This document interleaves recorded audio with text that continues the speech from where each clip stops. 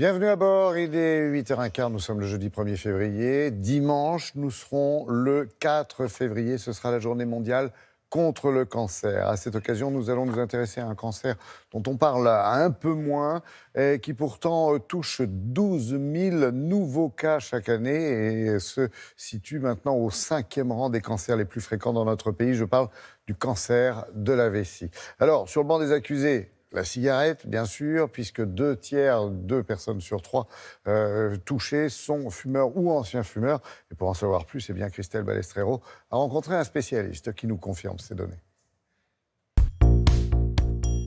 Tout le monde sait que le tabac provoque des cancers du poumon, mais peu de gens savent que le tabac provoque également des cancers de la vessie.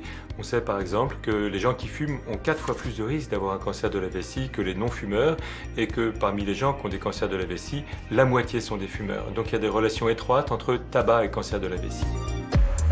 Cette année, 2 publications internationales sont particulièrement intéressantes. La première, elle vient de Houston aux États-Unis, qui montre quels sont les coupables. Dans une cigarette, il y a à peu près 70 carcinogènes, substances qui peuvent donner des cancers.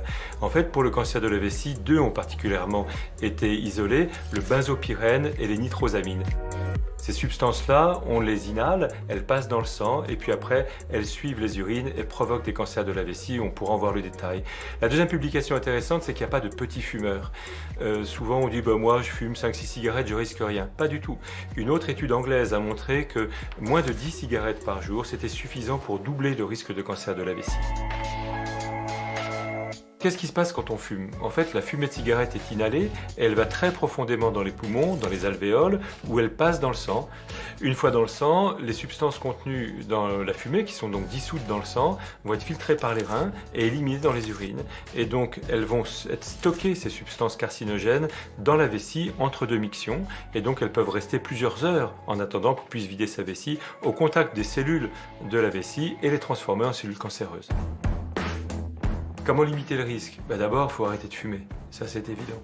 2 autres conseils, si vous ne pouvez pas arrêter de fumer, de laisser le moins longtemps possible de contact entre les urines carcinogènes et votre vessie. Et donc, ça va être de boire beaucoup pour éliminer très rapidement. Et puis surtout, de supprimer la dernière cigarette du soir, celle que l'on fume avant de s'endormir, parce que là, le contact de substances carcinogènes avec la vessie, c'est toute une nuit jusqu'au matin, et ça augmente beaucoup le risque de cancer.